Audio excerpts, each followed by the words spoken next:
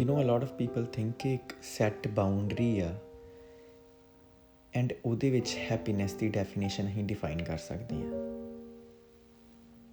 Like how clothing companies ਹੁੰਦੀਆਂ ਨੇ, ਉਹਨਾਂ ਦੇ ਵੱਖਰੇ ਵੱਖਰੇ ਕੱਪੜਿਆਂ ਦੇ ਸਾਈਜ਼ ਹੁੰਦੇ ਨੇ, short, medium, large, extra large. But ਹਰ ਇੱਕ ਇਨਸਾਨ ਜਿਹੜਾ ਵੀ ਧਰਤੀ 'ਤੇ ਹੈਗਾ, ਉਹਨਾਂ ਦੀ ਬੋਡੀ ਡਾਇਮੈਂਸ਼ਨਸ ਸਾਰਿਆਂ ਦੇ ਤਾਂ ਸੇਮ ਨਹੀਂ ਹੋ ਸਕਦੇ। For what I M saying is ਕਿ ਜੇ 10 ਜਣਿਆਂ ਨੂੰ ਸਮੋਲ ਟੀ ਸ਼ਰਟ ਫਿੱਟ ਆਉਂਦੀ ਆ, ਡਜ਼ਨਟ ਮੀਨ ਕਿ ਹਰ ਇੱਕ ਦਾ body composition, body size same ਹੀ ਆ। It's just that companies, clothing companies ਪੈਸੇ ਬਚਾਉਣ ਲਈ ਸਮੋਲ ਸਾਈਜ਼ ਇੱਕ ਇਹੋ ਜਿਹਾ ਬਣਾ ਦੇਣਗੇ ਜਿਹੜਾ ਉਹ most of the people in that body composition ਔਰ ਸਾਈਜ਼, ਉਹਨਾਂ ਨੂੰ ਸਮੋਲ ਸਾਈਜ਼ ਫਿੱਟ ਆ ਜਾਊਗਾ। ਬਟ ਹਰ ਇੱਕ ਲਈ ਨਹੀਂ ਉਹ ਬਣਿਆ ਹੁੰਦਾ। So what I am trying to say is happiness ਦੀ ਡੈਫੀਨੇਸ਼ਨ ਵੀ ਇੱਦਾਂ ਹੀ ਆ।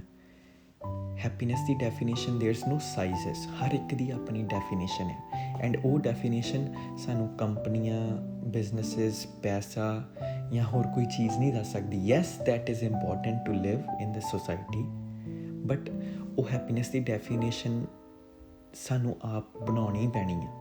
It's like a piece of cloth and ਤੁਹਾਨੂੰ ਉਹ ਆਪ ਕੱਟਣਾ ਪਊਗਾ so that it fits you and you only, not anybody else। ਹਰ ਇੱਕ ਨੂੰ ਆਪਣਾ ਪੀਸ ਆਫ ਕਲੋਥ ਕੱਟਣਾ ਪਊਗਾ।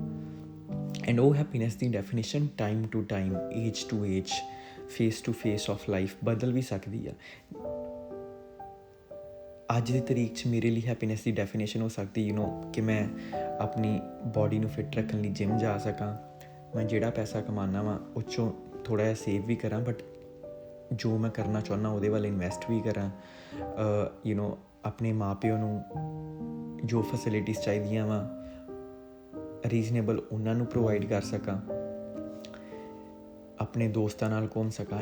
ਬਟ ਅਗਲੇ ਫੇਸ 'ਚ ਮੇਰੀ ਇਹ ਹੈਪੀਨੈਸ ਦੀ ਡੈਫੀਨੇਸ਼ਨ ਚੇਂਜ ਹੋ ਸਕਦੀ ਜਦੋਂ ਮੈਂ ਮੈਰਿਡ ਲਾਈਫ 'ਚ ਜਾਊਂਗਾ, ਜਦੋਂ ਮੈਂ ਇੱਕ ਸੈਟਲ ਡਾਊਨ ਹੋਣਾ ਚਾਹੂੰਗਾ ਫੈਮਿਲੀ ਨਾਲ। ਸੋ ਉਦੋਂ ਮੈਨੂੰ ਇੱਕ ਨਵੀਂ ਡੈਫੀਨੇਸ਼ਨ ਬਣਾਉਣੀ ਪਊਗੀ। ਬਟ ਜੇ ਮੈਂ ਉਹ ਡੈਫੀਨੇਸ਼ਨ 'ਚ ਬਿਲੀਵ ਕਰਾਂ ਜੋ ਸਿਸਟਮ ਨੇ ਮੇਰੇ ਲਈ ਬਣਾਈ ਹੈ, ਜੋ ਕੰਪਨੀਜ਼ ਮੇਰੇ ਲਈ ਬਣਾਉਂਦੀਆਂ ਨੇ, ਇਨ ਦ ਸੈਂਸ ਕਿ ਐਸੇ 'ਚ ਤੈਨੂੰ ਕਾਲਜ, ਯੂਨੀਵਰਸਿਟੀ ਕਰ ਲੈਣੀ ਚਾਹੀਦੀ ਆ, ਜਾਂ ਫਿਰ 30 ਸਾਲ ਦੀ ਉਮਰ ਤੱਕ ਸਿਸਟਮ ਕਵੇ ਕਿ ਵਿਆਹ ਕਰ ਲਾ, ਹੈ ਨਾ, ਬੱਚੇ ਪੈਦਾ ਹੋ ਜਾਣ ਅਤੇ ਫਿਰ ਤੁਸੀਂ ਕਰ ਲੈ ਲਿਓ ਛੇਤੀ ਛੇਤੀ।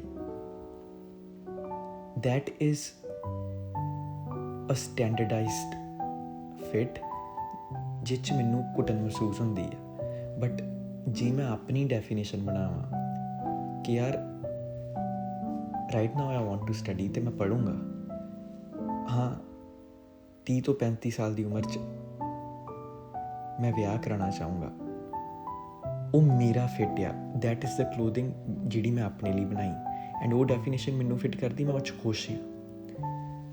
ਸੋ ਮੈਨੂੰ ਲੱਗਦਾ ਕਿ ਹੈਪੀਨੈਸ ਦੀ ਡੈਫੀਨੇਸ਼ਨ ਹਰ ਇੱਕ ਨੂੰ ਡਿਫਾਈਨ ਕਰਨੀ ਪਊਗੀ, ਹਰ ਇੱਕ ਨੂੰ ਆਪਣੇ ਆਪ ਨੂੰ ਰੋਜ਼ ਯਾਦ ਵੀ ਦਿਵਾਉਣਾ ਪਊਗਾ। Otherwise it's difficult to at least be happy. Nobody is happy all the time, but it's difficult to be happy than most of the time, I would say.